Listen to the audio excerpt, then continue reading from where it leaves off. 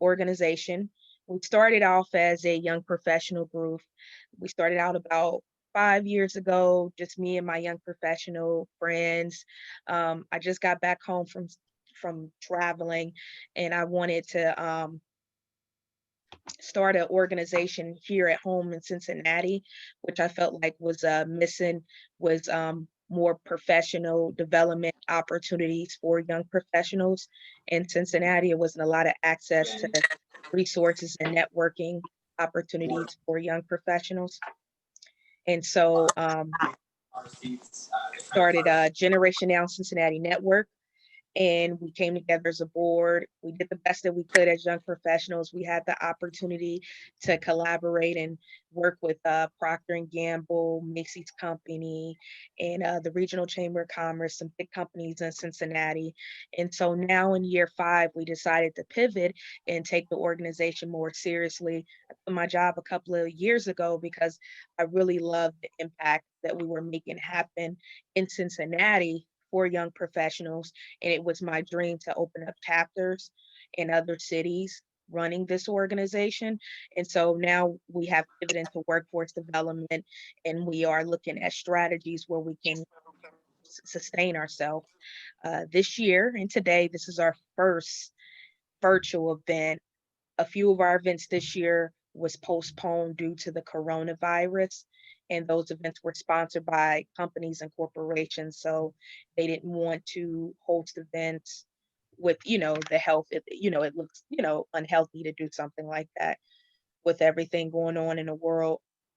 And so me and my board, we got together a couple of months ago and was like, okay, so what can we do to kind of rally young professionals up, to get them focused for the things that's coming in 2021, and virtually, so we could still stay connected to our group of professionals. Like, I'm happy, like I was excited. This is our first virtual event, so I didn't know the turnout. Anyone knows that lives in Cincinnati and have attended our events before, our turnouts are usually very well physically for our events in Cincinnati. For our first virtual event, we have about 26 people on the call. That's in less than 15 minutes. And so we had over 130 people register, and it's usually a drop off. So I'm thankful that so many people were interested to learn about this topic. And so just a few ground rules for the event. Once the panel begin, we just ask everyone to cut their video off so you can see the panelists as our board group and young professionals. As we brainstormed over the weekend, the young professionals, they wanted to host the event in the meetings instead of the webinar edition of Zoom, because they wanted to have breakout sessions. So before we begin the panel in the next 15 minutes, I wanted to at least give time so everyone can have breakout room time, network, and meet new people that's in a virtual meeting. So we're going to begin our breakout rooms first, and we're letting participants choose the rooms that they would like to go into. And so got 5 rooms. 24/7. Opened all the rooms. This is the first time, again, it's the first event. So you guys are allowed to pick the rooms. I can also pick rooms for everyone as well. I guess I'll start assigning people. 24/7. Search for WCPO9 on your device. In the year 2020, it's estimated that about 2 million people will be diagnosed with cancer. At UC Health, we formed the University of Someone mute themselves? Maddie, I think it's someone. I can hear to make an impact on this deadly disease. We have the ultimate in team. So many people coming together to try to help people battle this disease. And as opposed to out-of-town center of excellence, Do we join the breakout rooms now? Yes, you can join the breakout room now. No problem.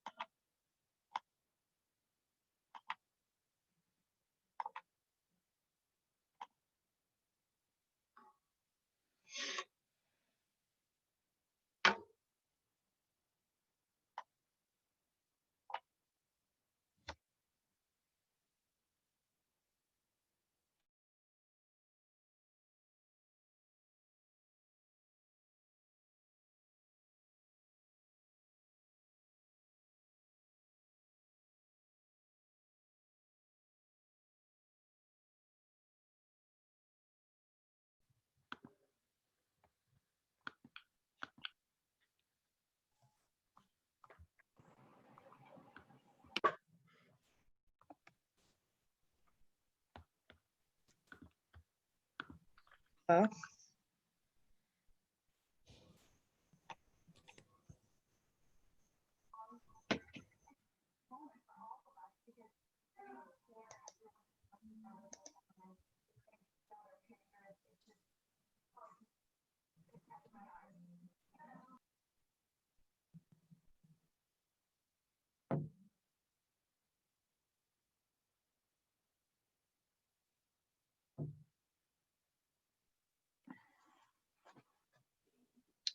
did everyone enjoy the breakout rooms?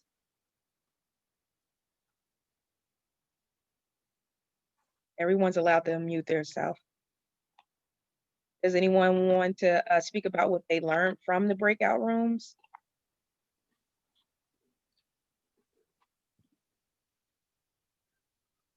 Everyone. So our room was very small room. We had, what, 3 of us in the room? And we just had some casual conversations about what we do, where we are, what region we're from. But it was kind of a very small conversation and small room.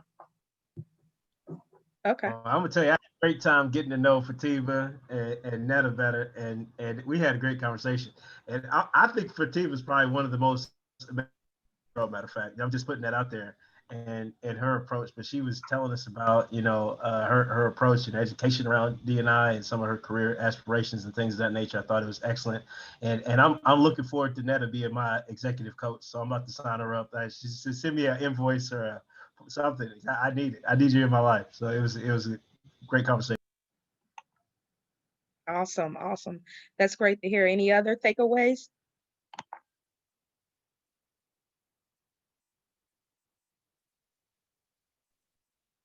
I'll take one more person.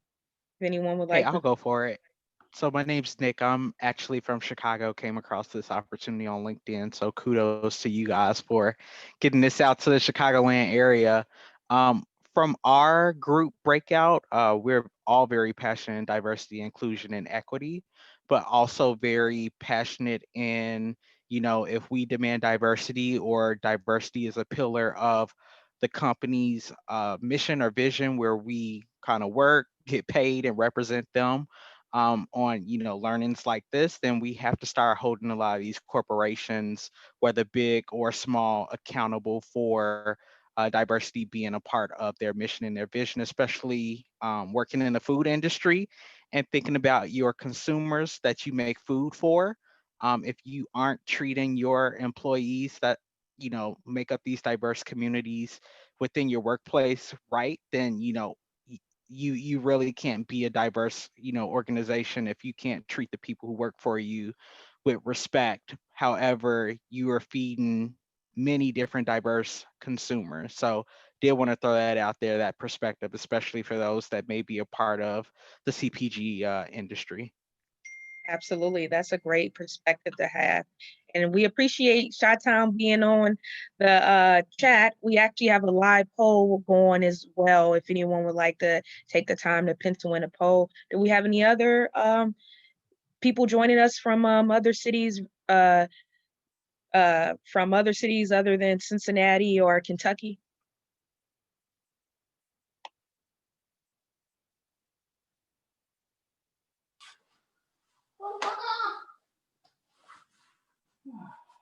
Leslie?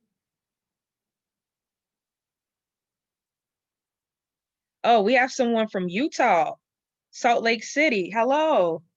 Michigan, we got Detroit in the area, in Detroit in the room. Well, we're not in a room, but we have Detroit in the Zoom room. That's great. NYC, UK, whoa. Now living in Louisville, Kentucky. Awesome, awesome. Okay, well, I want to make sure that we get a chance to begin a panel. Again, as the agenda read, we're going to have the panel Callie from Australia, moved to Cali from Australia. Oh, thank you, Leslie. Came a long way. Long way to the United States. Australia is really fun. I visited there one time. It's really fun. It was very hot the time we went, but it was very fun. I want to, before we get to the panel, I wanted to introduce our board chair. He wanted to talk a little bit about himself and the organization, and then he'll introduce the panelists, and the panelists will take briefly 3 to 4 minutes to introduce themselves before we begin a panel discussion questions. And we just ask once we begin a panel, if everyone can stop their video from showing just so we can know which panelist is speaking. And you can also view it in speaker view. And if you can just keep yourself muted if you're not one of the panelists speaking at the time. The floor is yours. Great, thanks, Renika. So hi, everyone. My name is Anupam Betty. I'm the incoming board chair for Generation Now. I just joined told a few folks this earlier, but I just joined the organization about a week and a half ago after Renika and I connected last month and started talking more about the organization and how our values align, the mission of the overall organization as well, talked about its history, and I found it to be just wonderfully beneficial for a number of reasons related to workforce development and young professionals, and then talking about important topics like systemic racism. And so this has been a great opportunity now to come on and help sort of give the organization sort of a second life, to reboot it after, well, I should say after, but while we're still presently living within the pandemic, but an opportunity now to provide a forum also for everyone to talk about a number of different topics moving forward. And you'll hear a lot more also about the organization as the months go on.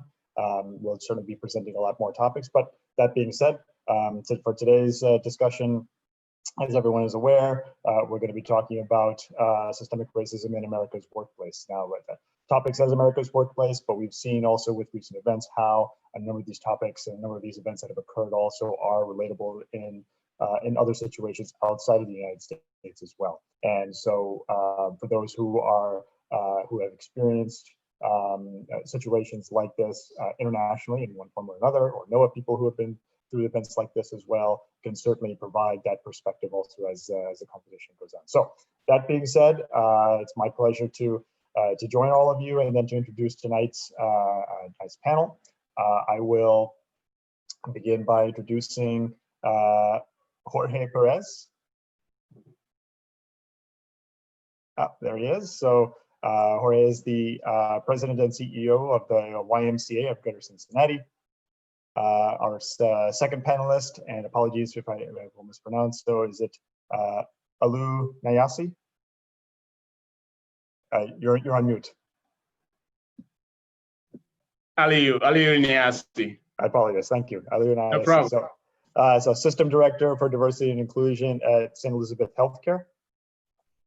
Third panelist is Kira Lee Hutson. She's the Associate Strategist at Collective, which is a DEI lab. And I think Kira is here. There she is, right there. Hi, Kira. And then we have John Mays, Director of Equity and Inclusion for Kentucky Fried Chicken, based out of Louisville. Hey, everybody. Great to have you, John. And then also we have Netta Jenkins, who's the President of Global Inclusion at Unqork and Holistic, which is inclusion consulting. I believe Netta is based just outside of New York City. Hi, everyone. All right, great. Thank you all. Great to have you all here with us. As Renika mentioned, we received a number of questions from our young professionals as they came in as we started preparing for this event. We've tried to really summarize them down into sort of a core group of 6 or 7 questions around topics here, and then what we're trying to do basically is to do something of a round robin format with the questions, and to provide basically an opportunity for each of the panelists to give their perspective, and then also for time reasons also, so that way we can continue with the discussion moving forward and allow for some time at the end for any additional questions. So with that, I will turn it back over to Renika.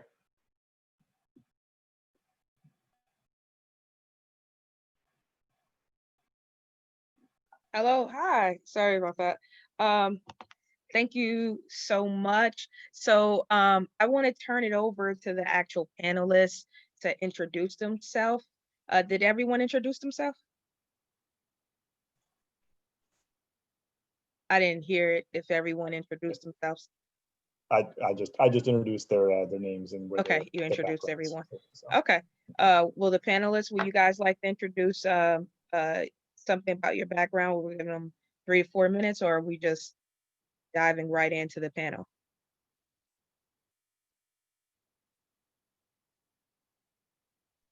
Oh, You you're tell muted us, again. what do you want? Oh, I'm sorry. Yeah, go ahead. Go ahead and introduce yourself. As you heard earlier, Jorge Perez, I am the first in my family to be born in this country. Any further south of Texas, I tell you, I was born in Mexico. And I come from a small Hispanic family of 8 children. Have been with the YMCA for 25 years, from Dallas, Indianapolis, Cincinnati, St. Louis, the national office in Chicago, where I oversaw all of our youth development work, and then back in Cincinnati. My specialty in the work that I do is helping urban inner city kids and families. So if you're ask me anything about basketball or fitness or Zumba, I'm gonna say you have to talk to somebody else. That's a little bit about me. Awesome. I don't mind going next. Thank you for sharing, Jorge, your background.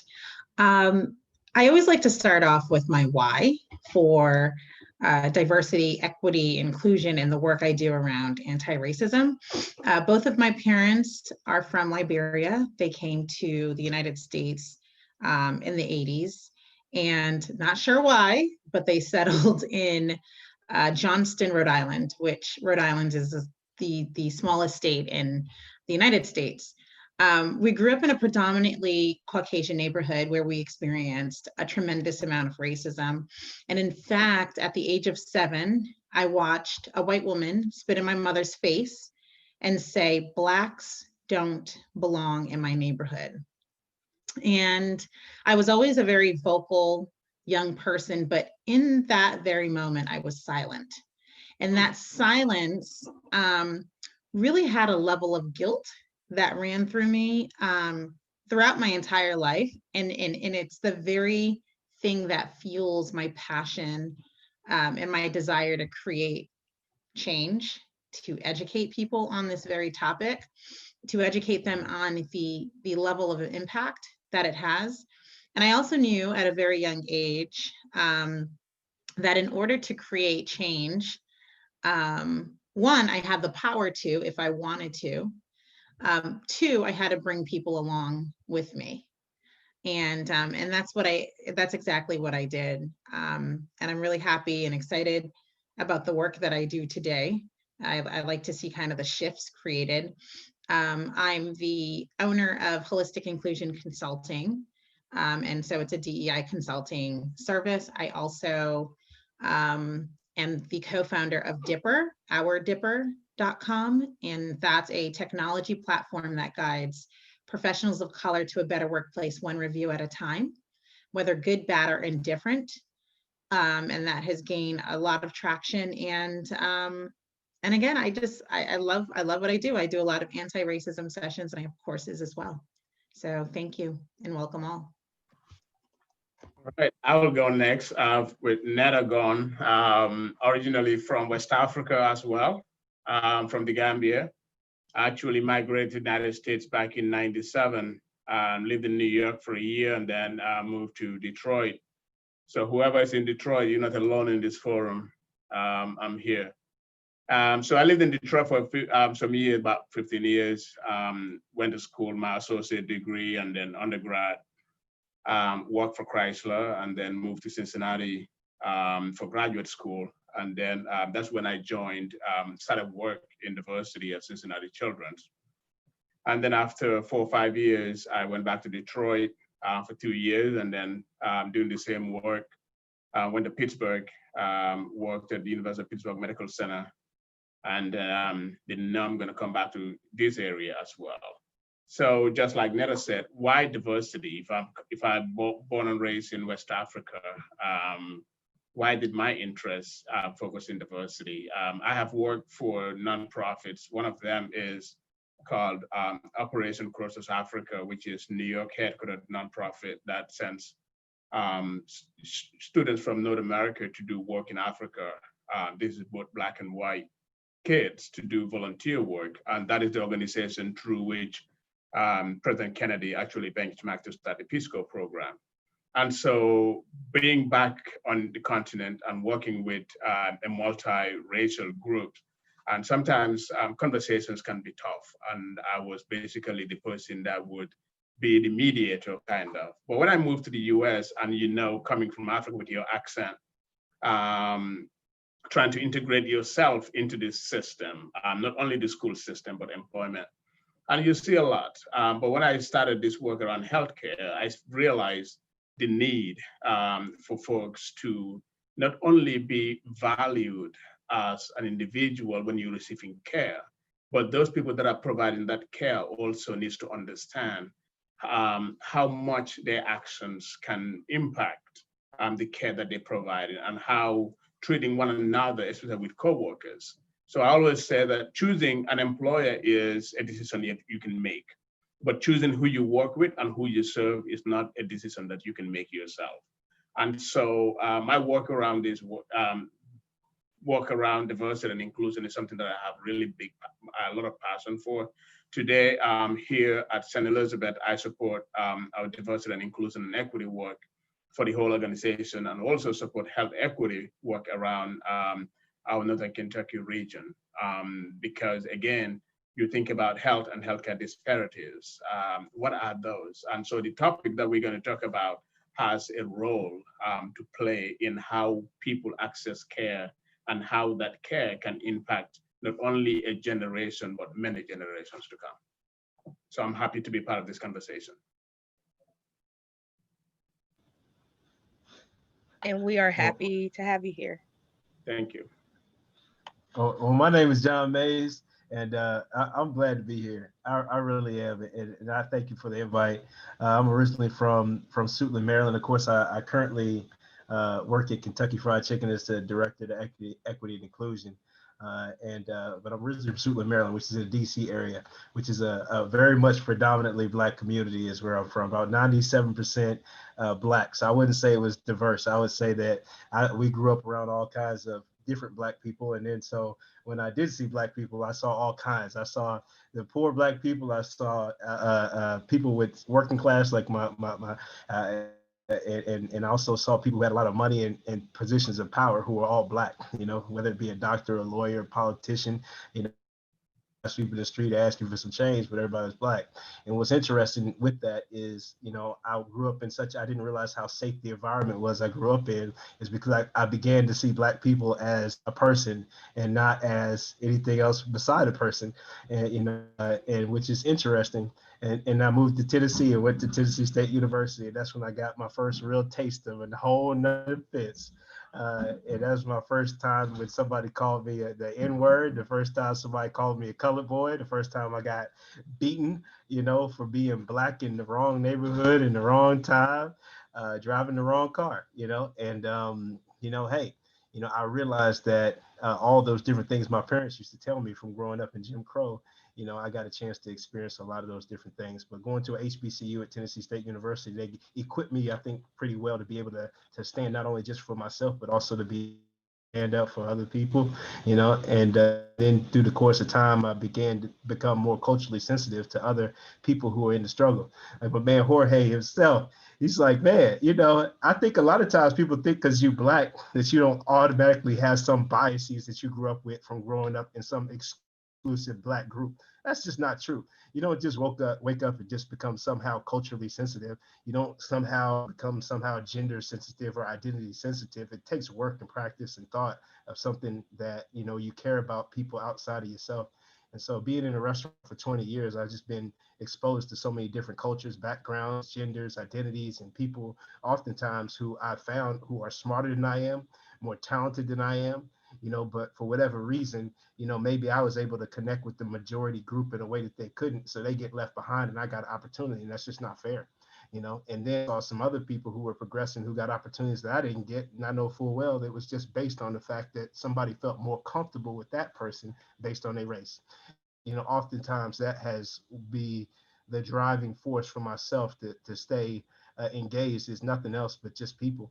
and wanting to see every single person get a fair shot and a fair seat at the table, everybody getting the same opportunity to be able to push forward in a nation that at many opportunities has left many peoples behind. And so really just having the opportunity to focus on that for the last couple months, and then for an ongoing basis for Kentucky Fried Chicken in the United States is something I'm very thrilled to have the opportunity to do, and very happy to be on this panel to talk about this subject today. Thank you for sharing, John, and thank you everyone for sharing so far. Thank you, Renika and Amupan, for inviting us here to speak on this panel. For me, how I started in diversity, equity, and inclusion was really just starting to realize that every space that I was entering was not entirely made for me as a woman of color, as a queer person, and recognizing also that I showed up in this space differently than other folks from my community. And really wanting to make a change, really wanting to commit to action and transforming those organizations, I recognized the privilege that I had as a passing individual in that space. And I wanted to advocate on behalf of the rest of my community that might not be able to speak. And so from kind of that experience and realizing that that is really what I was called to do, and realizing that diversity, equity, and inclusion work was something that could exist beyond a second job or something that you do unpaid in addition to the work that you're already doing as a marginalized individual.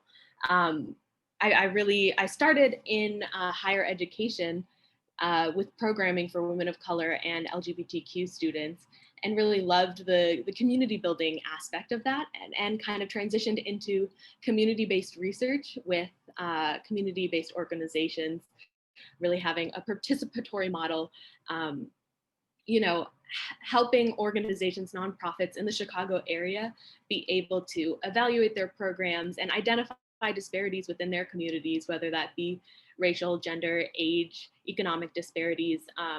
So I worked at the Center for Urban Research and Learning, and we helped and collaborated with a lot of organizations to identify those disparities in Chicago, to improve programming and improve social services, but also to advocate for policy changes within our city.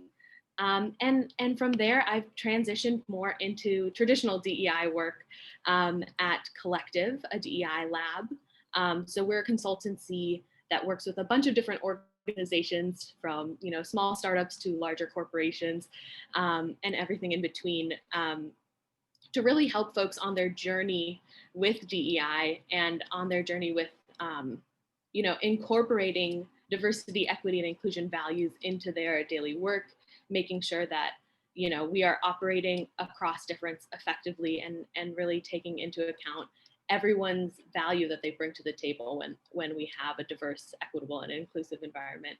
So I'm really excited to talk to you all and to hear from all the other panelists about your take on how we address systemic racism, and I'll turn it back to Renika. Absolutely. We appreciate you so much. I really love hearing everyone's background, all the panelists' background. I thought everyone's background was pretty interesting. And so we're going to dive right into the questions. And from the stats and the research that we have seen and the questions that we were getting feedback from our young professionals, is that a lot of young professionals are unaware or may not be aware of what systematic racism is. So we will begin our panel discussion questions with just a couple of general questions about systematic racism, just so others can learn about systematic racism while we're unraveling it. So our first question, and we can go down the line. We'll start with you two. We'll start with you now since you're on my screen. Kiera, correct, Kiera? We'll start with you first since you're on my screen. Well, you're the person I see on my virtual screen. So from your perspectives and for our audience, what is systematic racism to you? Yeah, I think it's obviously a large topic, and that's why this panel is devoted to it, and many other panels discussions could really dive deep into this. But something that I see that kind of defines systemic racism, and I'm sure that we all have, a baseline understanding of racism, whether or not we have lived experience to kind of back up that understanding. But specifically systemic racism, I see kind of informed by these greater social dynamics of power and oppression. And that really permeates into everything within society.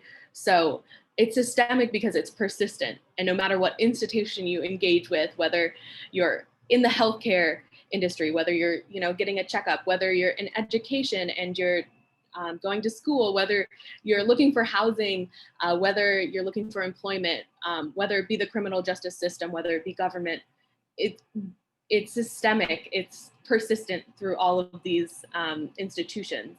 So something that I think we tend to think about racism as an interpersonal thing, as something that one person says to another or one person does to another, but really systemic racism acknowledges the fact that this is really built on a history of racism. This is baked into the foundation of every organization, every group. Everyone who grows up here understands these social norms and understands and kind of learns racism, whether we realize it or not. So systemic racism takes a lot of unlearning because it is so persistent and because it is baked into the fabric of everything that we do. Awesome. Thank you for your response. And so, Jorge, what is your response? What is systematic racism to you? Well, building on what Kara said, I think in a nutshell, systemic racism for me is simply an advantage that is provided for one group and not to others. And for reasons of history, for reasons of culture, for reasons of preference, one group is advantaged over another, and that's what makes it systemic. It is norm, and sometimes it's perceived, sometimes it's outright. Often it is unseen, often it is unknown. And I was on a call earlier with a local public school that is trying to nail down a definition for anti-racism.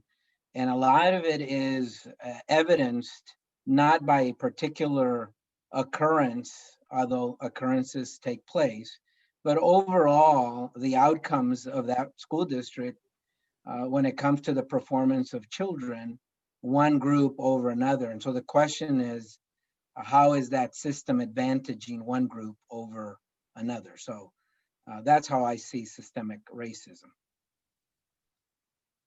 Okay, well, that was a great response. John, Mr. HBCU, I would like to hear from you. What is systematic racism to you? How do you see systematic racism? Now, Renika, first, I just want to thank you for in this group for asking that question. It's because the power of a definition. And it's like, and so if I was even going to start, I would say Ibram X. Kendi, I think he defined it really well. And when he was saying, hey, well, if you don't have a definition, you can't be anchored in principles, and you can't be able to define the kind of people we want to be in the language that's stable and consistent. We can't work toward a stable and consistent goal. So, I mean, we have to have a definition that is widely accepted. So the first thing is, it's like, even as we're defining this, is everybody ultimately as leaders in the D&I space, we're responsible for defining that or forcing our organization to have a shared definition of what this is. And so that's why I think it's critical. And so I really appreciate you bringing that up. Is nobody wants to believe they're racist. And so let's just start off right there. It's like, and so whenever you're talking about systemic, you're talking about a racism that people don't believe is there. And not to get all biblical, I remember, I think it was probably a movie, but they said that the best trick the devil ever pulled was convincing everybody that it didn't exist, that he wasn't there. And so I think this is an example of that. It's like, it's the type of thing that happens that promotes inequities. So we look at the inequities that are so blatant in our society, and then at some point we become numb to it and normalized to it. And then we believe it's part of the American culture.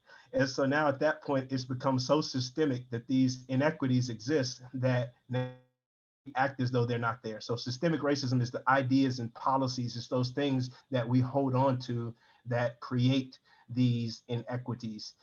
And unwinding that, you know, to Kira's point, is really going to take us looking at things a lot differently. And so that's my perspective on it. Okay, great. That was a great answer. And so I would love to hear from Netta Jenkins, the Forbes top #7 to hire consultant in systematic racism. What is your feedback? Yeah, I think you know, all the panelists stated it pretty well. However, it's built off of privilege and power. It's so deep rooted that that privilege and power has the ability to create these inequalities and to create these vast disparities. It's so deep that it's able to even create divisiveness within our society to go on from decades to decades, right? And so when we think about 400 years ago, and then we think about 2021, I'm jumping ahead of myself now, right? 2020, what's happening, right? We're still having these types of conversations. That's how deep-rooted it is. People are still being murdered. That's how deep-rooted it is. People, specifically Black and Brown people within organizations, are still being oppressed, microaggressed within organizations. That's how deep-rooted it is. It's so deep-rooted, it even impacts on a financial level, right? Where people live, where people can kind of maintain that sanity. It's so deep-rooted that people are killing themselves, right? Even when I was doing some research about simply microaggressions, which are daily slights. And in the research that I did and that I read about, 405 Black people link microaggressions to suicide. So like, it's so deep rooted that when we even begin to do our research and dive in, and especially, and I always like to kind of dive into corporations, right? I just kind of a back end story. I had a consultation call with a potential client that focuses predominantly on the Black community. And I started to talk about microaggressions, and the CEO said, "What is that?" That's systemic racism. Like, that you don't want to take the time as a CEO, as a leader that is operating in that space of where you're focused on the Black community specifically, yet you're unaware of what that is, simply because you don't want to and because you don't need to, and it goes back to privilege and power. So that's I can go on about this topic forever, but yeah, that's my 2 cents. Great response. I would love to hear from the final panelists on the same question. So if I take it to another level, where we think about how structural or institutional is this, right? So you think about, Netta just talked about 400 years ago. And you think about in the 60s when we have the Civil Rights Act. All those are intentional to make sure that we are able to break these barriers. We're able to take all those things out so that everybody can live the American dream. And now we ask ourselves, so for some of us, that actually willfully migrated to the United States because of the so-called American dream? Is it there? Who is it available for, too? So we think about our educational system, the structures that are put in place. Like I said, I call Detroit my home. So you think about DPS, you think about Cincinnati schools. How much great schools are in Avondale in Cincinnati, or the Detroit Public Schools, or Chicago inner schools in Chicago? What resources are available for those schools compared to the school systems that are in the suburban schools, right? You think about how many kids out of Avondale or out of Detroit Public Schools are able to go on and say that because of the resources that are available in the school system, they're able to make it to Harvard, to Princeton, to Yale, right? So think about those things. And so sometimes for somebody like me, I have little kids. If I want to be able to provide for my kids and I want them to get the best education, I sometimes have to do a disservice for them by making sure that I'm able to take them and live in the suburbs so that they can go into a school system that is going to have the resources. So I think about how we allocate our resources is a disadvantage, and is also part of that systemic and that institutional lack of the way our politicians think. So we have to think about how much do we ourselves contribute to that systemic racism that we're talking about today, to those institutional entities that continue to disadvantage certain groups. Because in 2 weeks, we are going to vote. And some of us don't think how important this voting is. But when you refuse to vote, you are also somebody who is contributing to that, because you are choosing the person that puts those policies in place. So when we talk about systemic racism, we have to also think about our acts and what we do every day, and how that contributes to who puts those policies together, who allows our police departments to say, do we make sure our police departments recruit from underrepresented populations? And if you're recruiting from underrepresented populations, is there an opportunity for you to grow through the ranks? Or are you just a figure to say, or are you just a number? So when we talk about these things, and for me personally, and I'm pretty sure other individuals who are in my role would say that if I'm in a position as a diversity leader where I'm not making an impact, I don't have business being there, because I don't want to be a number. But if I'm making an impact, because all of us in that organization, we need something that's called respect. It doesn't matter if you're black, white, you need quality healthcare. What you want for your family member, the other person also wanted for their family member. So it's our responsibility to break those structures. And all of us have a role to play in this. Can I just say one thing? Oh, yes. I have to give you a snap and a hand clap for that. That was so powerful. And I just want to add one thing really quick is for us to also, I mean, research is so powerful. Where are we spending our money? Right? Because that can also perpetuate systemic racism as well. You know, research on Tiffany & Co., research on Aetna, research on some of these Brook Brothers, research on some of these organizations that actually contributed to systemic racism and may still be contributing to that today. And so I think a lot of the times we as human beings, we don't do the proper research to really understand how we are also upholding those standards. But thank you so much. I loved everything that you said. Absolutely, absolutely. So Netta, Jenkins, I'll start with you for the next question. The question for you would be a little bit more paraphrased. What are the best practices to practice within organizations and companies and groups and neighborhoods to address systematic racism, especially to working or young professionals who may be from a class difference, who may not be so aware and may be confused from the things that they have been brainwashed by what sells in the media. What sells in the media was a systematic racism, a form of propaganda, which was negative views on African Americans.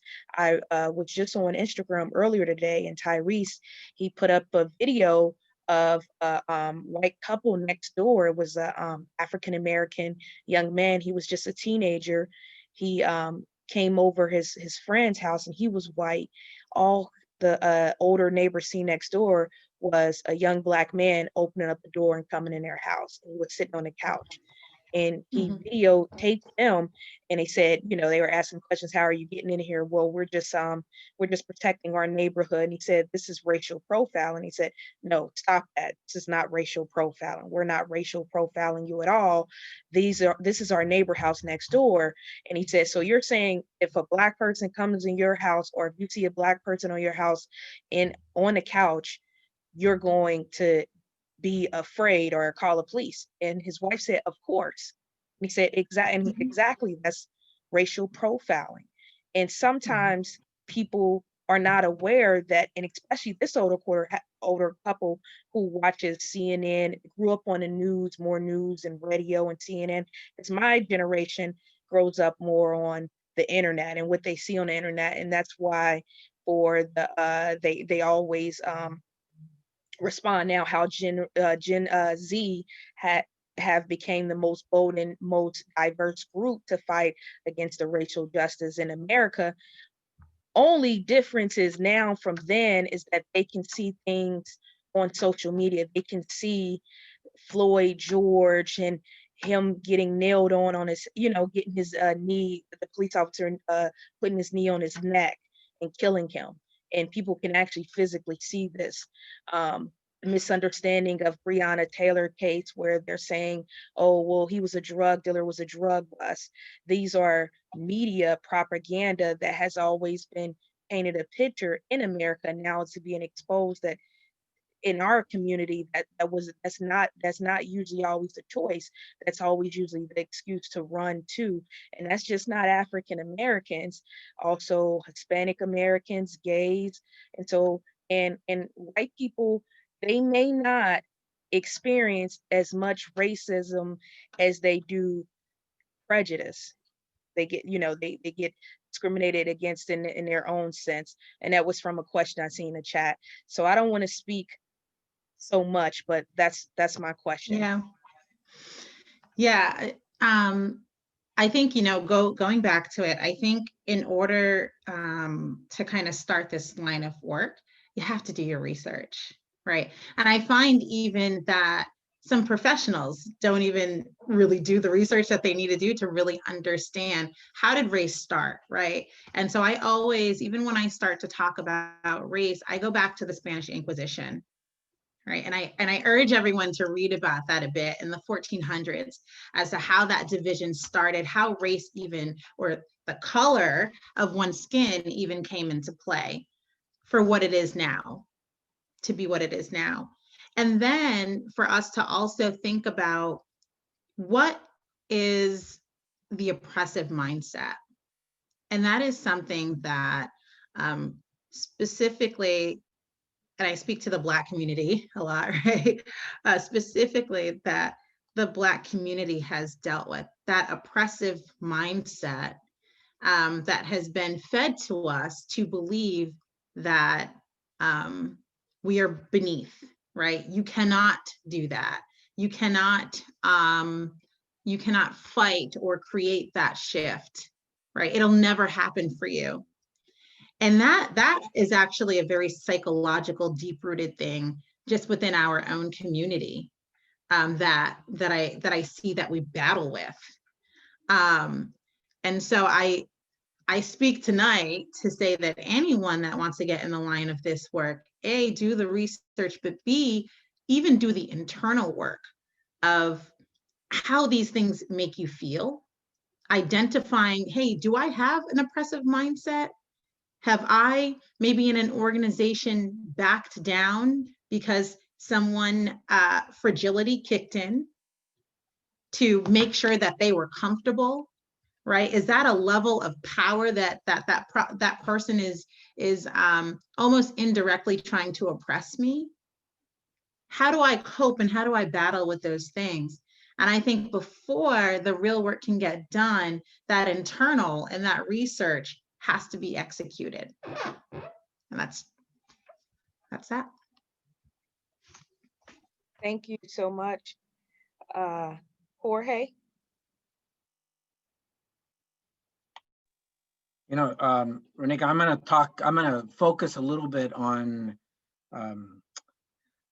how a young professional selects a company and or a community to belong to, and kind of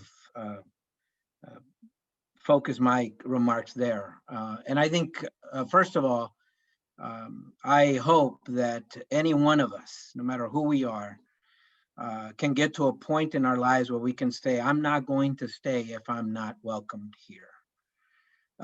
This is not a place where I can grow and develop if the individuals around me do not, at the very least, invite me to. And so we've all heard the words of inclusion, equality, and equity. And I think a good place to work should exemplify those as best they can. Not every company or not all companies will be perfect, and you'll have coworkers that will have unconscious biases they won't know. They wouldn't be called unconscious bias if they were aware of them. But there should be evidence of inclusion, a place where I get invited to sit with others, so that if I'm working at a company and you notice that all the top leaders are all one color or one gender, then maybe something's wrong there. I should be looking for places where there is equality, so that when resources are being passed around, that I'm not excluded, or peoples are not excluded because they're not in the right or have the right connections and so forth and so on. But there should also be you should be looking for a company where that provides you equity, so that if you get invited and you are given the resources everybody else is given, you're also given the support you need, the specific support you need, and maybe additional resources so you can take full advantage of the seat you sit in. You know, I saw this firsthand as we work with first generation college students who are given opportunities, so they're invited, inclusion. They're given a grant of some type to be part of the educational experience, so equality, but they did not get the equity they needed and the support they needed so they can thrive in this environment they're very unfamiliar with. And so it is not enough to be at the table. It is not enough to get the resources everybody gets. You should also be looking for places where you get the resources you need so that you can thrive in that same environment.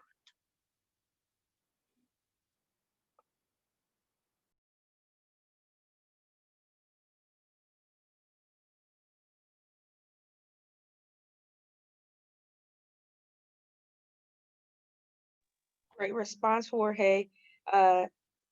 John May? You know, I definitely think the responses up to this point have been, you know, extremely powerful. And so I think I'm just going to kind of follow along the same path on that question as Jorge was kind of speaking to it. You know, but, you know, from a corporation standpoint, I'm just going to use a real example. Hopefully y'all don't mind me just being transparent. But, you know, I work for a restaurant company, and Kentucky Fried Chicken. And, you know, the reason I work in a restaurant company has always been is because, you know, I always felt comfortable working in a restaurant business, and because there were plenty of Black people around, there were plenty of minorities around, there was always in operations, restaurant operations, there were always plenty of people you could look up to and say, hey, I could be that one day. And you had images of that in the workplace. And so it was automatic that you had career paths, you could be an owner, you could be all these different things, you know, it's because you could see it. And I always felt like I could personally, I could be myself, like I could be authentic.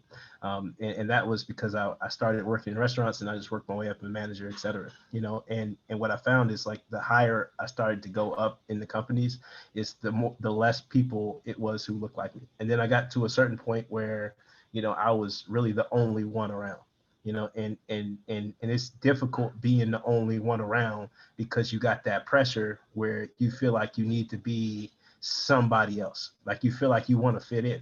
It's like, you know, for example, it's like if I'm a fan of the University of Cincinnati, you know, and now I come over here to Kentucky, everybody's University of Kentucky fans. Well, can I be a University of Cincinnati fan in this environment, or do I have to change to be a University of Kentucky fan? You know, and You could now, be a you know, that's University of Kentucky fan, but in Cincinnati, yeah. is either UC or Xavier. Right. You see Xavier. So you see what I'm saying? And so, but like for instance, using even that as an example, it's like, you know, wherever I'm at, you know, can I be a fan of whatever I am? Can I represent the thing that has brought me up? Can I represent the things that I feel culturally sound to? And a lot of times, if you at an organization and you feeling as though you're not being allowed to express yourself authentically in this code switching thing where you feel like you have to act like a white person in order to be effective in the workplace. And that is, you know, that's not something that people should have to stand up to do, you know, and so, you know, right now, I believe it's the time where, you know, everybody has the opportunity to be able to stand up in their seat and actually become the authentic person that they always wanted to be. You know, it's like the more people who can stand up in their seat and be authentic to who they are and be the best version of themselves in the workplace, which means that you may be able to say, I don't have to wear my hair this way anymore. I was only wearing it like this because I thought you might like it and so I could fit in. I'm not going to have to dress like a man in the workplace in order to be able to proceed. I can actually do this and still carry on my femininity. And even from even a deeper racial standpoint is, you know, can I actually use the language without being looked at as I'm not professional? Can I wear dreadlock? Can I have my beard? You know, these are different things that says, hey, well, I need to be able to say if there's something that I believe is going to help me to feel more comfortable in the workplace to express who I am, you know, now's the time and the opportunity to be able to do it. And anything that's preventing that from happening is the structural barriers that need to be broken down. And so to really answer that point, it's like if you have, I think Netta is so graceful when she calls it. She says these microaggressions, these micro racism. Like when people are being racist towards you, you got to be able to speak up and say something. And you got to have an environment that allows for that. You got to have leaders who are open to it and receptive to it. And then also you got to be in a place also, you know, from the top all the way through where people are able to receive that feedback in a safe way. You know, oftentimes there's not a safe outlet for you to be able to share different things. So creating those outlets, whether it be ERGs, whether it be councils, whether it be forums, whether it be groupings of people, places where people can share the things that are going on. Because, you know, you can't make a bunch of action without taking a thorough diagnosis, but you can't get a real diagnosis without creating a safe environment for people to share with you exactly what's really going on. You know, and so that's going to take the level of diagnosis through engagement and then taking strategic action based upon that. And so that's the perspective that I'd like to share with that. Great response, John. Kiera? Yeah, I think everyone has given great context, so I'll try and be quick. I know I want to get to everyone. I think that what John, you brought up about code switching is really important. And I see with a lot of organizations that I work with that even if people feel validated or on the surface level, their identities are welcomed within an organization, that issue of psychological safety really comes into play. And even if you do feel like you are on some sort of superficial level accepted, or you're not overtly discriminated against at your work, like that is okay and you're at a great workplace, and that's not always the case. And so thinking about psychological safety, if you feel comfortable speaking up, if you feel like you can bring up concerns and that you're heard, that you feel like the organization is making decisions in your best interest. Like all of those things are really important factors when you're looking at where do I work, where do I spend my time and energy, if you are able to really consider that. And what I found with a lot of marginalized identities, especially people of color in workplaces, is that it takes so much mental energy, like you're talking about, John, to think about, how do I say this just right so that someone perceives me the right way? How do I look a certain way so that I show up in this space and assimilate best I can, so that I don't stand out, so that I am not a marker of difference within my organization? And that takes an incredible load on your mind to constantly be thinking about that, and constantly be having to make these decisions about how you show up, and not being your authentic self in a space, because you're always filtering yourself. You're always covering your identity or how you show up so that it can be palatable for others. And that really takes a toll. And that's why you see so much burnout from folks who are people of color in a workplace environment.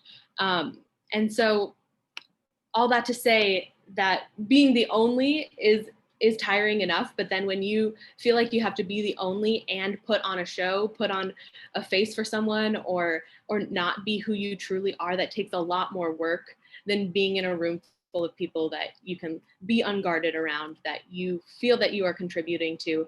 And ultimately it hinders innovation. It hinders true diversity to take place, because folks aren't being their authentic selves. They're not bringing all of who they are to the table.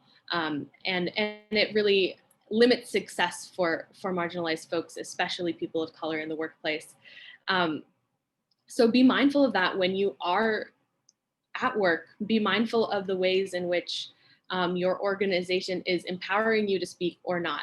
Who's being empowered to speak in every meeting? Who's being empowered to make the decisions? Who's in leadership?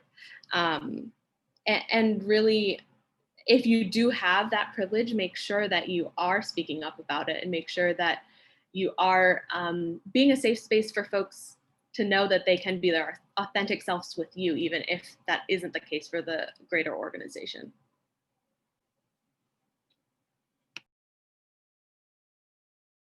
Awesome. I keep forgetting that I have to unmute myself. Sorry. Awesome, Kier. I love the response. And then I'll allow the last panelist to give his response. And then I'll ask a couple of more quick questions that's more personalized questions for a couple of different panelists. And then we're gonna allow the actual guests to ask questions as well. I want to make sure they have time, because I know we ran over a little bit, but I feel like the responses were really good. So even with the time being a little over what we rehearsed, I think we should be okay.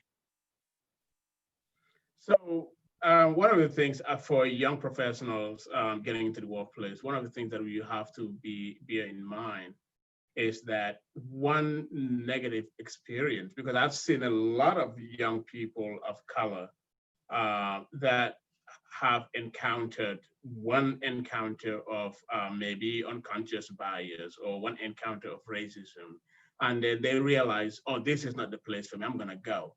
One thing that you should realize is, if you keep that one experience to run you out, you are going to keep running.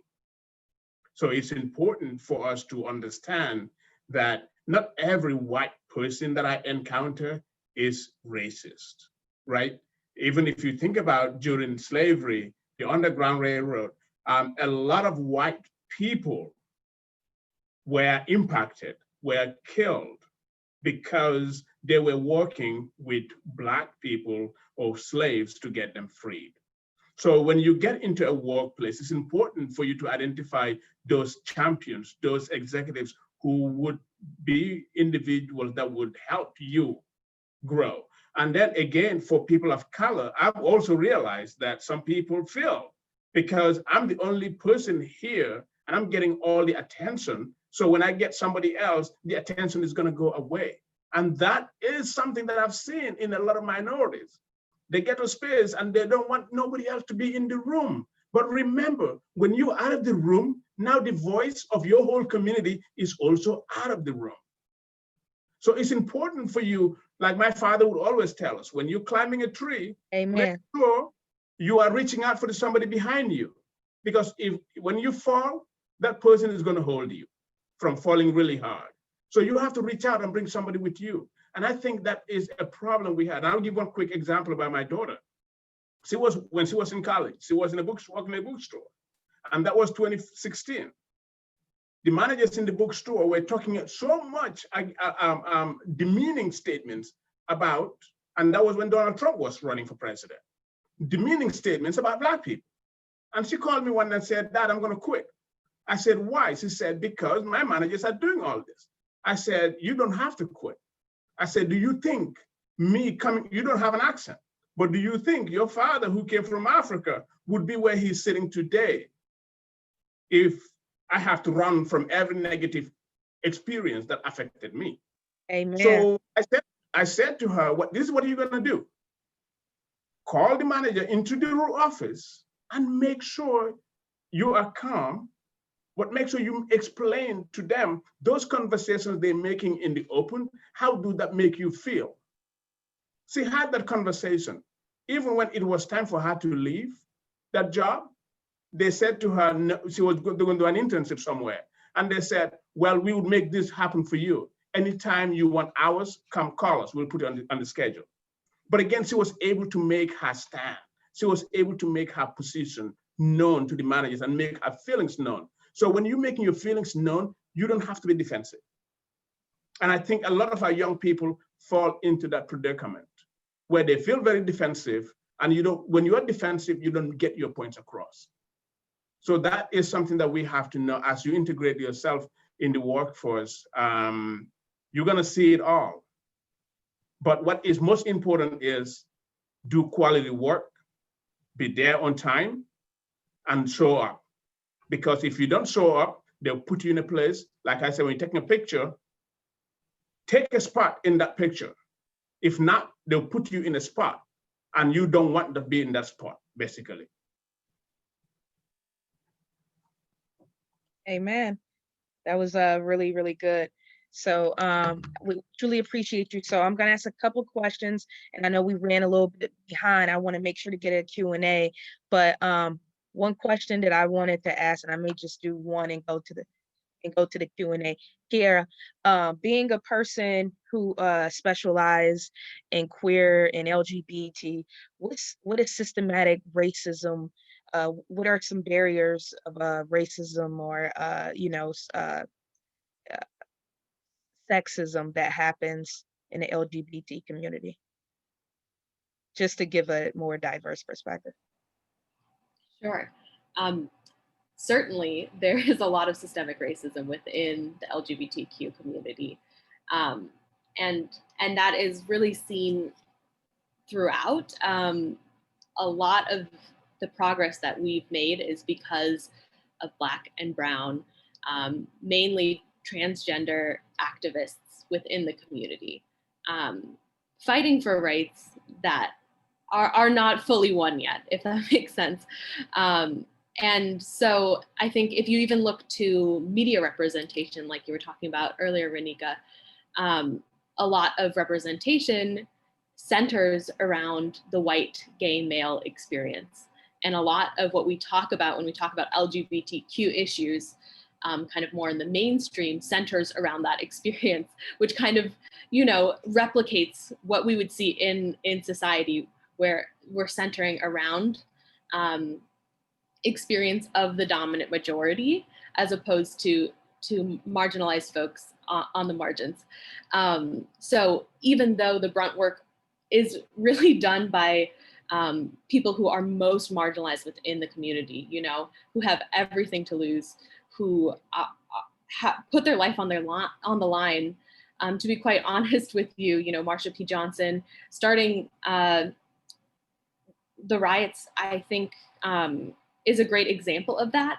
We don't credit where credit is due always. And when we think about the rights in this country, where we need a lot more policies in place to protect Black trans folks and to protect them from violence, protect them from discrimination in almost every sector. And yet people think that the battle is won because we have gay marriage, which predominantly affects folks who have the privilege to start families, to who have, you know, the income and resources to live a quote unquote normal life after they receive those rights. But there's so much more to be done. And, you know, as with any marginalized community, those who are at the margins of that community are the ones who are pushing that work forward and who are still missing a lot of the infrastructure that they need to really thrive in society. Awesome. Great response. And then actually, I have one more question for John Mays.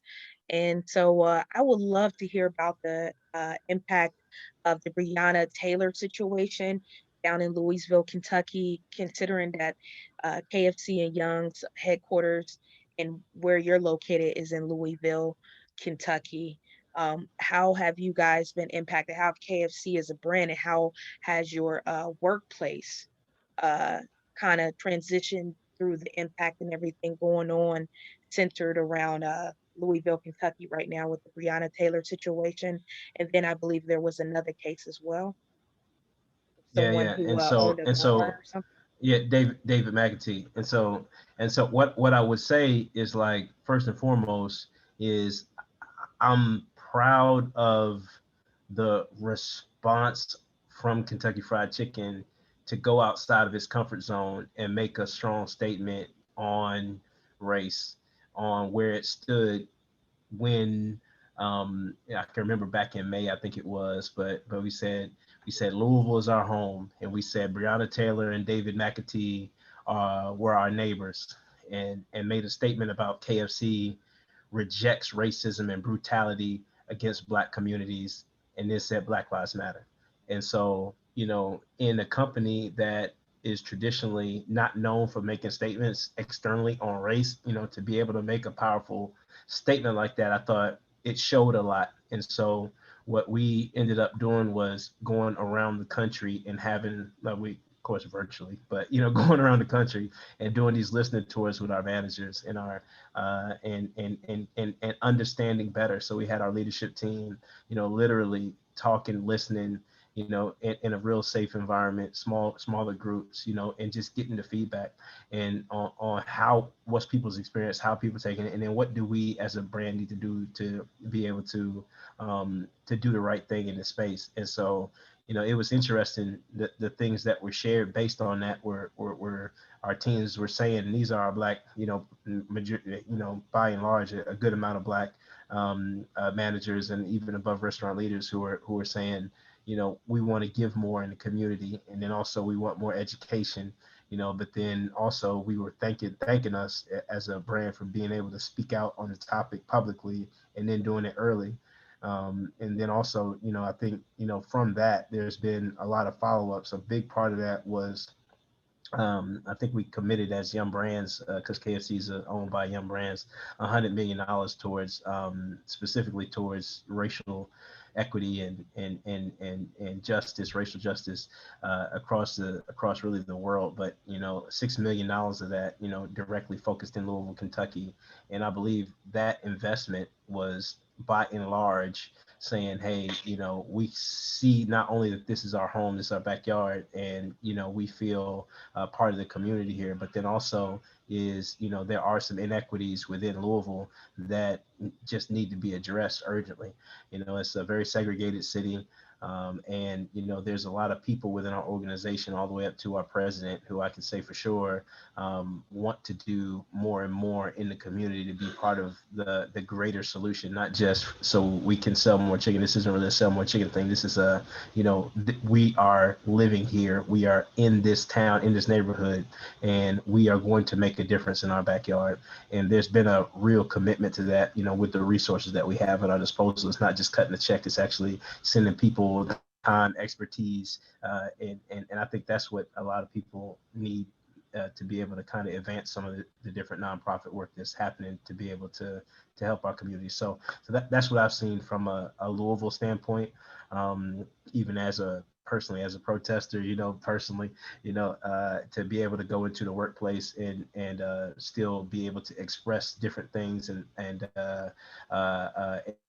received well, to be able to bring all the Black employees together from a corporate standpoint, and for those voices to be heard and that to be received well by our leadership. I would say that KFC has really shown itself to be an inclusive in that regard, and really continuing a level of intentionality around becoming more diverse and bringing on a broader, more diverse workforce, and ultimately getting to an equitable place that we really look like the consumers that come into our restaurants. Absolutely. That's really great.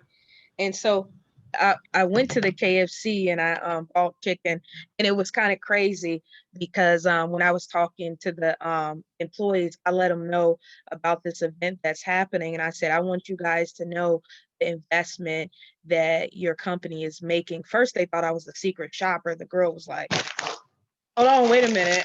Did y'all make sure to put a spoon in there and everything? Like, she didn't know if I was a secret shopper or not. And so they even gave me a large drink and everything. And so I'm like, look at that. here as a secret shopper. And actually the location that I actually bought KFC from, me and my brother both used to work there. I worked there when I was a teenager, and he worked it there after high school. So I worked there. It was the KFC and Taco Bell location. And so all those people now are long gone. They're doing something else with their life, but they moved up the ladder and transitioned to other areas in their life. So I am an actual KFC retired employee as well. It was one of my Wow. jobs. And so I appreciate KFC, and it's Yeah. kind of crazy. And I'm thankful to have the opportunity to work with KFC again in another way.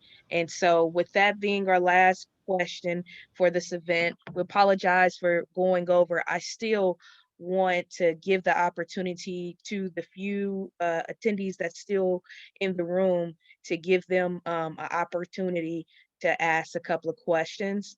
Maddie, how would you like to do it? Would you like them to ask questions in a chat, or would you like them to just unmute people and allow them to ask questions? Yeah, so if you have a question, just go ahead and unmute yourself, and then we'll take it from there. I can go first. Hi, everyone. My name is Fatima Sacco, and I'm curious about what self-care looks like for you all during this time. Sometimes I feel like an angry Black woman, and I know when I start feeling really angry, I should, get offline, deplug, de-stress, not be on social media. So I'm just curious about what self-care looks like for you all, and how that helps in your field of work. Yeah, I guess I can jump into this one. Typically what I like to do, I'm a workaholic, but I definitely try to end my calls by 7 to maintain that self-care. I also take Sundays to pray, to spend time with my family, and to really just focus on me. I take long showers on that day. And I faithfully do that every Sunday. And even I added to my self-care list my hair. Like every 2 weeks, I have to get my hair done. And it's my sanity. No one can come with me. My kids, my husband, no one. I don't even want the hairstylist talking to me. Like, he knows, like, okay, this is this is Netta's time right now. This is the only time she really has to like think. And I think the other piece is really managing my time on social media, because there's so much content out there. There's so many things. I mean, I guess we all kind of get caught up in the comments, headlines and comments that fuel that anger. And I used to kind of see myself getting angry about that. And I'm like, wait, hold on. I have to center myself, control my space, and pull away from social media a bit. And that's on all platforms. And so I have an app where it tracks the amount of time that I'm spending on social media now. So if I see that it's too much, I'm like, okay, let me pull back a bit. And so I really try to just practice those things on a consistent basis. And then I hold my husband and my best friend accountable to tell me if I'm going outside of that box. It's like, no, Netta, you said Sundays are for you. You said when you go to the salon, that's for you. Why are you bringing this person with you, right? And so that's always helpful when you have someone else holding you accountable. Hey, this is John. You know, I'll speak on that same one. Self-care is extremely important to me personally. You know, even similar to Netta, you know, I take time every day in the morning. And so I'm on a very rigid routine, I guess. I get up at 4 o'clock every day and I get on my knees and I just pray and center my thoughts on what I believe is most important. I work out with my wife in the morning. And then after that, you know, I get started earlier in my day so that I don't feel like I'm rushed and I can kind of gather my thoughts. And then, you know, from that point forward, then I kind of progress through my day. I would say the self-care part happens when I'm kind of first off putting the things that I think are most important first. And so paying myself first with my time. But then the other part is what I would highly recommend is finding a group of people, you know, who are kind of on the same wavelength as you. You know, I think this term angry, I used to call it angry black man, but now it's the angry black woman. So I guess we all angry over here sometimes, you know, but it's like, you know, when I feel like that, it's usually because I don't have a forum where I feel safe to be able to express, you know, what I'm feeling with people who can kind of tell me how they feeling. Because sometimes when you have people who, I think it makes you angry when you feel like, am I the only one who sees this? Because this is some BS, you know what I mean? Like, come on. Am I the only person? Surely I'm not the only person. And that'll make you upset, you know, but if you got other people who you could talk to openly about it, you know, and in a real safe way to kind of collect your thoughts to see, am I justified to be angry? How angry should I actually be? Is there anybody else who's feeling the same way? Is it another way I need to be looking at this from somebody who I know has experienced similar things that I've experienced? And so getting connected with different groups like that has been able to help me personally. I just started bringing people together who, like literally, especially with issues dealing with race, you know, I would just bring groups of Black people together, just say, hey, let's talk, and I would share openly, and then allow other people the freedom to be able to share how they feel like. And then somewhere in the midst of there's been a level of healing, I guess you could say, for everybody. Yeah, I would say similar to what other folks have said, I really like having space for self-reflection, and whether that be praying, whether that be journaling or creating art, like space where you are with yourself and able to take a beat, because especially, you know, when you have a lot of things on your plate, when you're experiencing burnout, there's just so many things that you could be thinking about, and so many things that you are rightfully, you know, invested in, especially when you know, there is this personal stake in the game when you're thinking about trying to create systemic change.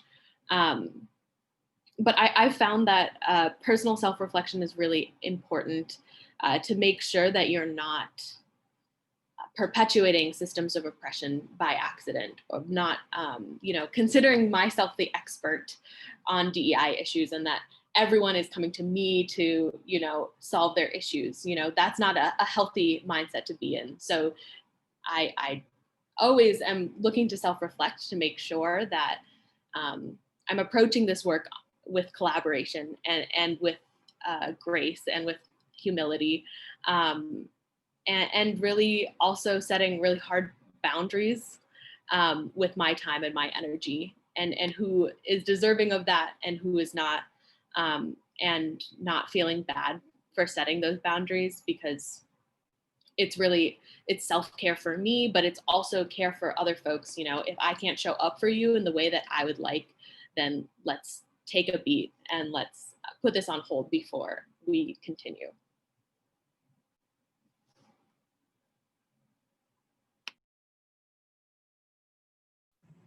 Perfect response. Any more questions? I just have a quick question. Being new to the DEI area, Netta mentioned doing your research. I'm wondering if the You can share panelists your have video too if you would like. Yeah, my camera's not working. That's fine. I'm having so many different technical difficulties today. But I'm wondering the resource for the research. Does anyone have a favorite book or article or person to look up to really dig into the research? A favorite to get people started? You know, I'm sure that there's others who have. I would say, you know, if you really want to go back to the place that you really, I think, educates people the best, which is like the initial history of where race and the division of race by and separating people by color specifically, not ethnicity, not culture, not language, you know, by the color of your skin. You know, I would go to Stamped from the Beginning by Ibram X. Kendi. I think it's a really you know, thorough. It's a thick book, but you know, it's thorough in its approach and its outlook. And there's also a book that was published back in 1970 called The American Negro, which I find to be a very good book, but it really shows a lot of the history of things and how it's been repeated through the years. Those are a couple that I personally enjoy. And I would say that one book that I like a lot, I read it. It's called Black Man, White Coat. There's a physician that from Duke University that has experienced disparity in care, even though he's a medical professional. But again, because of his skin color, he's able to experience that from his colleagues. But I also think that if you're from the Cincinnati area, I see my big brother is on the show here, Tommy Lewis. He has his own farm called Making It Plain. And I've known Tommy for a very long time. So locally in this region, I think Tommy would be a very good resource if you connect with him. I think, and in order to answer Fatima Sako's question too, I think one of the things that we burden ourselves on when we talk about self-care is that you want to take care of everybody. You can't. So if you can't take care of everybody else, think about how do you take care of yourself first? And then you can have the energy to take care of other people. But then you create burnout for yourself because you're trying to carry on more than you can actually. I've done that before, and I came to realize that, you know what? I can save the world, but it's better I save one person at a time, and then that person appreciate it. Because if you want to do more, you may not be able to fulfill much of You're that. such a powerful person. I love when you speak. Thank you. I had a quick question. As a young Black male, and sorry, Renika, my camera is broke over here too. I'm on my phone. Oh, you're fine. I just appreciate you being But here. oh yeah. As a young Black millennial male from Chicago, working at a large consumer packaged food company, and you know, being a lead for the African American BRG, I've now developed this huge passion for diversity, equity, inclusion, and belonging. What advice do the panelists have for folks who really want to, you know, start a career in diversity and inclusion, but are a little bit discouraged when you keep seeing a lot of these entry level positions saying that you need 5 years of D&I experience or you need a master's in HR, when you are somewhat doing the work of the affinity groups, putting on these large scale events, helping the company win, but at the same time, they're telling you, no, you need more experience. Hey, I'll share on this one because I'm gonna share because I'm not a formal D&I trained professional. Y'all all got more education with this stuff than me. I'm a restaurant. I know how to make a lot of money running restaurants, you know, and so you know, that's kind of how I've been trained. You know, what I would say is, you know, from an experience standpoint, the work that you're probably doing with the ERG is impactful, you know, but the best part about working with a company and wanting to grow in that company, but then wanting to get into that space inside of that company is that you can really, you know, is if you have a desire to help people or help the organization in that space and you have a form to be able to prove how you can do that, and whether it be bringing people together, whether it be leading people, whether it be managing budgets, whether it be doing things that positively impact in the community, etc. You know, I would really, you know, take full advantage of that opportunity to be able to be a leader in that space, because if you can get to a point, and you should, if you're creating the results like that, like what I think you were sharing, is where your leadership, where you have that connection to leadership and you're creating change at scale, and when you're able to do that, the positions will come to you, is what I have seen. And then also is not being afraid to speak on it to the right leader. There's always certain people who are more so in decision-making seats. And I think a lot of times we settle for people who we believe by title should be decision makers. But I would actually go talk to the actual decision makers, like go as high as you can and share your interests. But when you come, you need to come with some sort of value. It's like, hey, it's like not just coming with, hey, this is what I've already done, but coming with a consulting piece and sharing, this is where I think we should go, and these are some of my ideas, and maybe ask us if you could frame it up properly, of course. But I mean, I think there's a way to go about it. But when you go to those senior level leaders, is finding a way to bring some value, and in those instances, I think they would be very receptive to your perspective.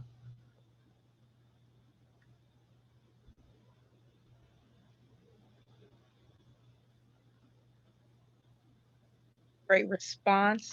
And I was gonna make a hard stop at 7:30 for this event since we did run over. Is there any more questions? Maybe one more question or a couple more questions left we can get through? If anyone else has a question? Yeah, and then the other part was, don't let the job description scare you off from applying for that stuff neither, because a lot of times there's a lot of unjust things in the job requirements themselves. Like that's another thing that we even have to look at from a equity review standpoint, is like a lot of times the requirements they automatically come with inequities in the requirements. So what is a requirement, what isn't, and a lot of times, if you're the right person for a role, don't get scared off by that, and by what it says you have to have, and more so pursuing the path as if you had that, is what I would recommend.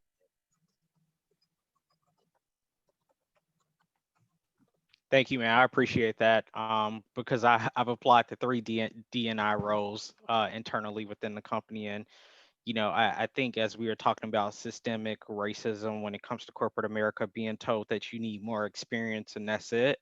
And then having 3 other Black colleagues apply for that position, and then finding out that the candidate that they took was a young white female straight out of school with no HR experience, no DNI experience. It really shows that there is some form still of systematic racism when your DNI team is composed of all white women. When your talent team, when we are going out here trying to recruit new talent, is comprised of all white people. So, at Kraft Heinz, we have this huge pillar called "We Demand Diversity," with everything that happened with George Floyd. And, we can't really demand diversity if we are going out here at recruiting fairs and only have white people behind tables trying to reel these kids in at HBCUs, and they don't want to come because the people behind the table don't look like them. So calling out these systematic acts of bias when it comes to hiring, when you keep hearing that a lot of Black professionals, the only feedback that they're getting is that they need more experience. Don't leave the room and let them only tell you that you need more experience. Tell me exactly, like, what are the actionables that will help me grow to be able to come back when this role is open again, to have a chance at it. Because at the same time, I don't want to waste anyone's time, but at the same time, I don't want you to waste my time. So I really appreciate you saying that, John. That hit home a lot. Yeah, get in contact with the people, not the people who interviewed you, but the people who got the real power. You need to speak truth to power. They need to hear what you got to say, and I think you should really do that. Yeah, it's something as simple as, pitching that, hey, we need a chief diversity officer, and they said we didn't need one, and then we just got one named 2 weeks ago. So we'll definitely be scheduling some time with that person. Absolutely. Well, this concludes our event. We have ran over time a little bit. I really appreciate everyone coming out, And we'll make sure to keep everyone updated for future events and racial and diversity justice events that we plan to have virtually and physically for 2020. Our next panel is November 12th, and we have company speakers from Enterprise Rentals, Spotify, Coca-Cola, and a couple other companies that I can't think of on the top of my head. But I hope you can join us November 12th, and that panel discussion begins at 7 p.m.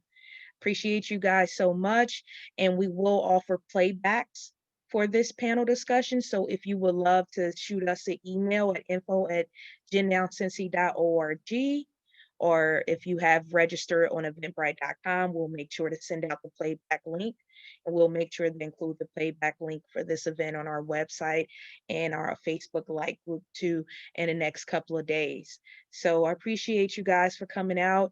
If you would like to contact me, I will leave my email address in the chat if you would like to grab it. And that concludes this event. Thanks so much, Renika and team. Thank you so much, guys. And thank you so much to our panelists. Thank you so much, everyone. We appreciate you. Thank you, guys.